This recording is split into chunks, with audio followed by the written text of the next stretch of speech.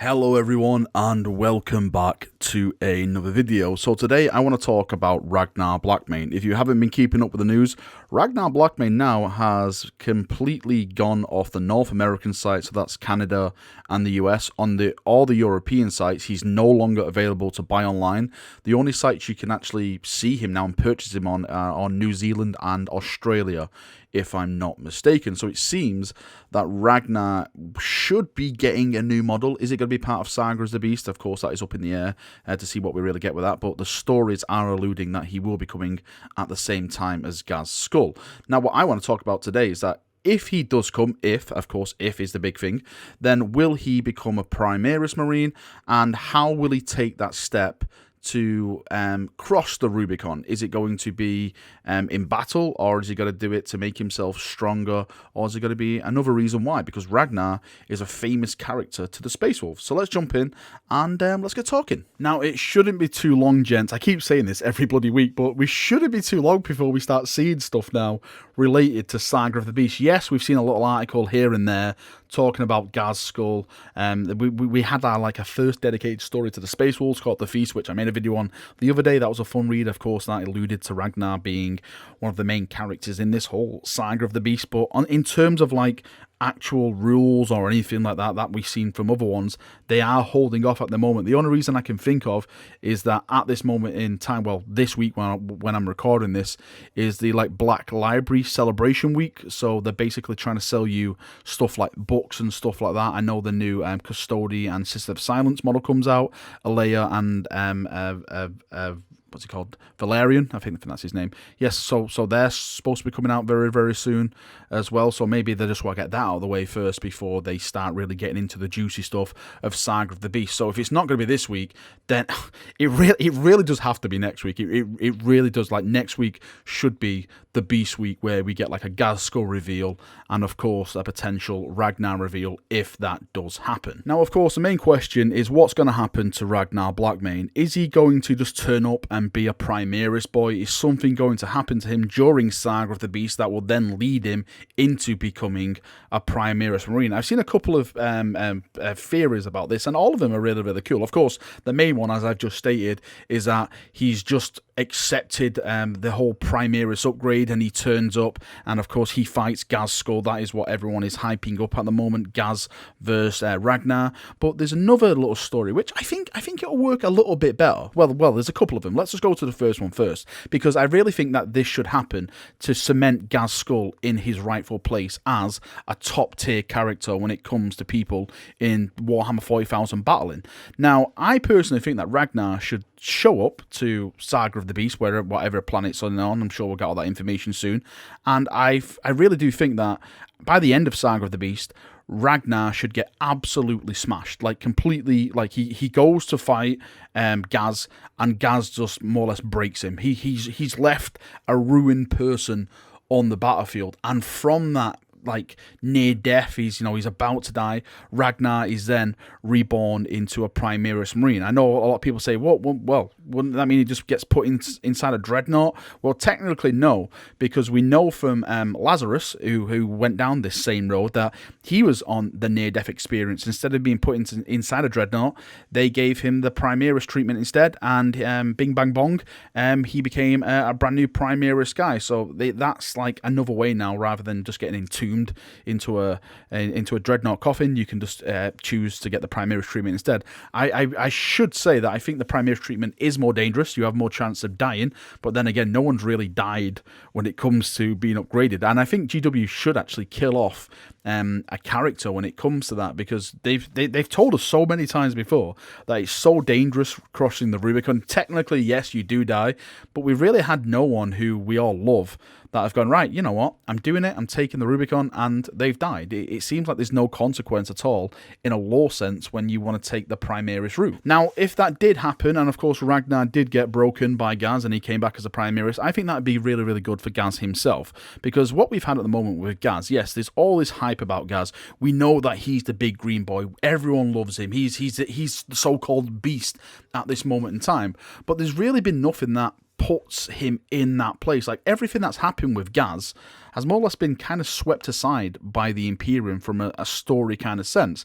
So I really do think that if that was to happen with Ragnar, that would then like put the foundations in for Gaz to be like this epic type of character that we expect from more or less the king of the orcs, the beast of the orcs, where he does go against a top tier character, Ragnar, who is a beloved character, by the way, from the Space Wolves, and also a well-known hero throughout the Imperium, who was just swatted aside and broken by this massive orc beast. That really will set an example then to the Imperium. I'm not sure about other races, because I'm sure they don't care if a Space Marine gets broken, but that sets like the foundations of the Imperium. Them say, whoa, okay, this Gazskul, he is a massive big beast, and we really need to watch ourselves around him. Yes, you can argue with the Wars of Armageddon, but the Wars of Armageddon always ended with the Orcs' so-called defeat. I know, like, the Black Templars are pursuing him. There's this whole discussion about Commissar Yarrick, is he got to come back and stuff like that. I think those are another tales for another day. In my perfect world, I would love Commissar Yarrick to come back and do something, but depending on the timeline where we actually are now in the Psychic Awakening, I'm not too sure if Yarrick would even be able to like wipe his own ass at this moment in time. How old is Yarrick now? I know you have like the rejuve treatment and stuff like that, but he must be getting to a certain age now where that will be taking a lot of effect, not only on his body, but on his mind as well. Now, another cool way they could approach this is that he takes the Primaris upgrade in an act of penance. Now, what I think would be really cool if that Ragnar is not actually injured or anything like that during his fight with Gaz, but his actions make his closest brothers or the people who he's serving with wiped out to a man, and he's the only one left. He's kind of like the lone wolf now, and in that act of vengeance, in that force of penance, he wants to try and to improve himself, make himself bigger, make himself stronger.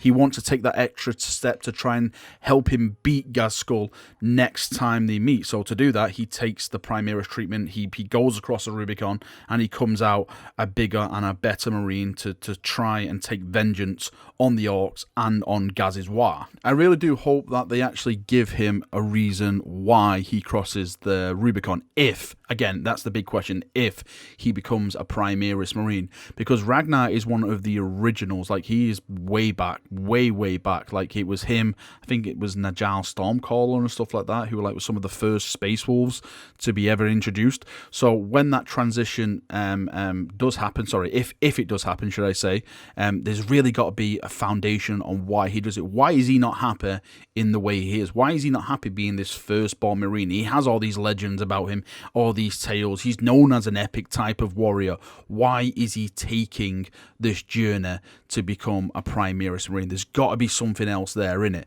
Please, GW, don't just like wave your wand and go, "Ah, he's just a Primaris now, all as planned." And of course, from the lore side of things, if he does cross the Rubicon, if you look at it from a tabletop perspective, let's say, and what kind of rules would he be requiring? Are they going to beef him up more? Are they going to give him more abilities?